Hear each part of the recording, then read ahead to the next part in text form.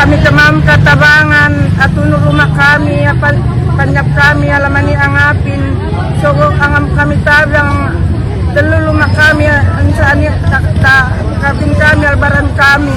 Isang gabi ng katahimikan ang nauwi sa luha at abo matapos lamunin ng apoy ang malaking bahagi ng Barangay Lamion sa Bungaw, Isla ng Tawi-Tawi dakong alas 10 ng gabi, Pebrero 3 at tuluyang napula lamang bandang alas 3 ng madaling araw kinabukasan. Libo-libong residente ang biglang nagising sa sigaw at nag-aapoy na mga kabahayan habang ang ilan ay walang ibang nagawa kundi iligtas ang sarili at iwan ang lahat ng kanilang pinaghirapan. Sa naging eksklusibong panayam ng Star FM Cotabato kay Bungaw Central Fire Station Acting Fire Marshal Fire Inspector Wagner Camlian, sinabi niyang agad na rumesponde ang kanilang mga tauhan gamit ang dalawang fire truck sa sunog na umabot sa humigit kumulang 4.5 ektarya ang lawak. Hindi lamang mga tahanan ang tinupok ng apoy, kundi pati isang paaralan sa komunidad, isang lugar na simbolo sana ng pag-asa at kinabukasan ng mga bata. Umabot sa 4 na oras ang pakikipaglaban ng mga bombero sa nanggagalaiting apoy, ngunit sa kabila nito, 757 pamilya ang tuluyang nawala ng tahanang matatawag na sa kanila. Ayon kay Fire Inspector Camlian, gawa sa light materials tulad ng kahoy ang karamihan sa mga bahay, pati na rin ang mga tulay na nagsisilbing daanan dahilan upang mabilis na kumalat ang apoy. Mas pinahirapan pa ang operasyon ng masisikip na eskinita at ang layo ng lugar mula sa fire station kung saan bawat minutong lumilipas ay katumbas ng isa pang bahay na nadaragdag sa abo. Batay sa investigasyon ng BFP at salaysay ng mga residente, nagsimula umano ang sunog sa isang spark na sinabayan ng malakas na hangin at tuyong temperatura ng panahon. Isang maliit na tunog ang nauwi sa trahedyang bumalot sa buong barangay. Sa kabila ng lahat, itinuturing na isang himala pa rin ng BFP Bungaw ang kanilang naging tagumpay sa pagpigil sa mas malawak pang pagkalat ng apoy patungo sa mga kalapit na barangay. Tinatayang umaabot sa mahigit 17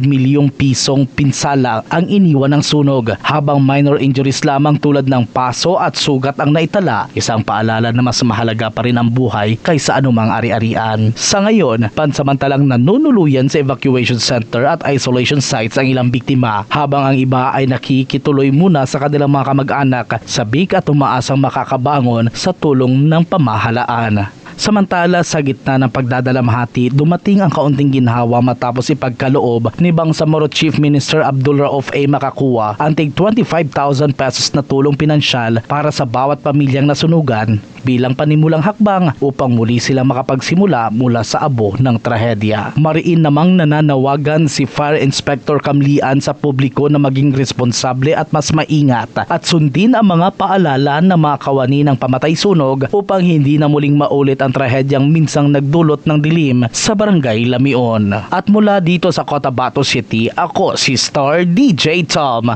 and this is Bombo Radio Philippines, the #1 and most trusted source of news and information. Basta Radyo Bombo!